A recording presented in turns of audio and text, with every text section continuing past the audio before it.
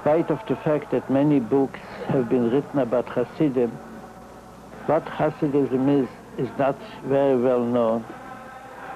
The movement began as a reaction against those who believed that only the strict law of the Jewish books of the Talmud are able to keep the Jews together and to enhance their ideals.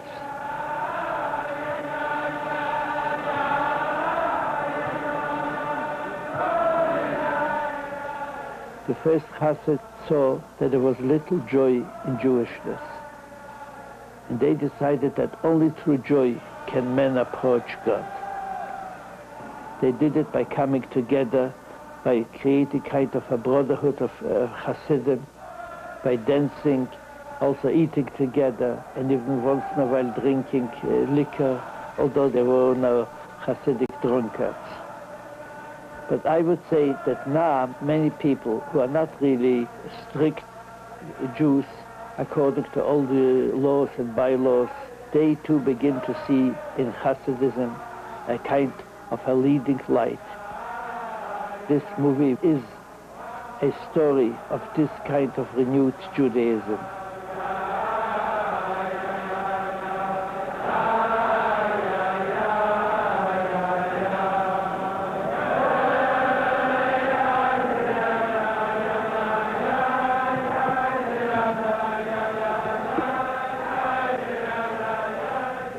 Farbrengen is a gathering where Hasidim from all over gather together, and at which time the Rebbe has an opportunity to meet face-to-face with the Hasidim and to celebrate together with them the occasion for which the gathering has been made.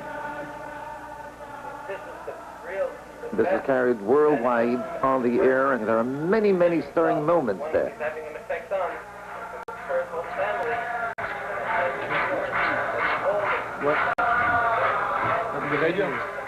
We also give the translation of what's taking place at the Rebbe's table and at the Rebbe's Farbrengen.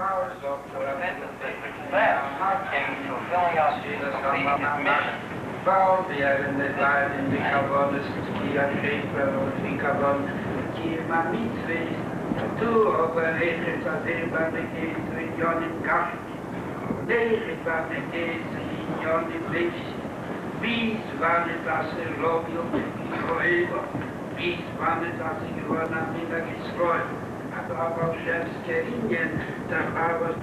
Baal Tshuva, the returnee, fits into the Lubavitch community very beautifully. There is a certain reverence that has been developed in the course of time for the Baal Tshuva.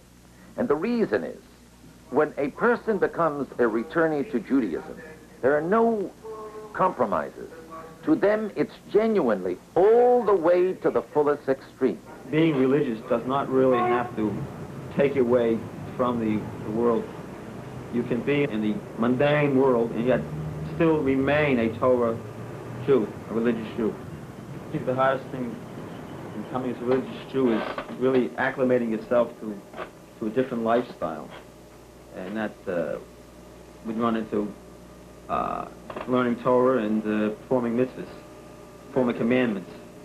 And being a non-religious Jew, you know, you don't have this exposure to a Torah environment. And I think that being exposed to a Torah environment is some kind of a cultural shock. Let me give you a little saying. I'll say it in Yiddish and I'll translate it. Es ist schwer zu sein ein Yid, aber es ist Geschmack. It is hard to be a Jew, but it's good. And definitely there's no easy way, you know, to be a good Jew, but the reward is that much greater. He became older, and he tasted all the garbage. And then he first was able, when he got this thing coming in, he first saw it in a different light. And he first began to appreciate what Judaism is all about.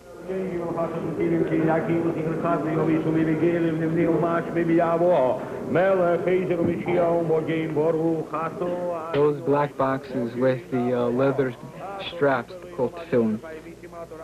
In the box of tefillin is written, Hero Israel, the Lord our God, the Lord is one. He says you should take these words and they should be upon your heart, and you should bind them on your hand, and they should be for frontlets between your eyes. A friend of mine who were very good friends and very old friends, we grew up together, he said to me, he said, you know, Mordechai, you're Jewish, you don't know anything what Judaism is all about. Come and find out, check it out. You know, that's what he said. Go and check it out. And I did. The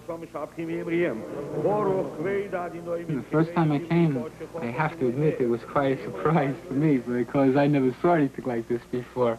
It was a totally new thing. But I was planning just going back and continuing just what I was doing all along. This wasn't for me. And I went back to my house and carried on just my same way of life, style of life, mode of life. When I came, I started to learn a little bit. And basically, that is how I decided to stay. And I understood very well what I was learning. It made a lot of sense. I'm getting married tonight, and I understand that how learning Torah, learning Hasidus, how this is going to make and help me, that I will be able to be a better husband to my wife. My relationship that there will be to my wife is going to be different. I know that this way that I'm relating to her now could not be this way if I haven't learned. I didn't want to become religious, to tell the truth. I didn't like religion. I didn't like Judaism. I didn't like the rituals. I didn't understand them. I didn't like them. But I came to a decision at one point that I couldn't fool myself, that I had to try what the last thing that was left, because I went through everything else. I didn't go crazy with things. I didn't go crazy into drugs. I didn't go crazy into going across country. But believe me, I tried quite a few things. And it just came to a point where I realized that I had to try the one thing which was left to me, which was the thing that was in my own backyard. You know, it's like if you lose something, where do you look first? You look in your own house. And my house, my backyard, this is Judaism. I am a Jew.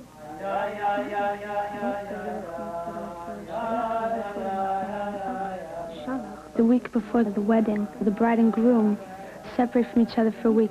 It's supposed to be a time when they do a lot of self-searching.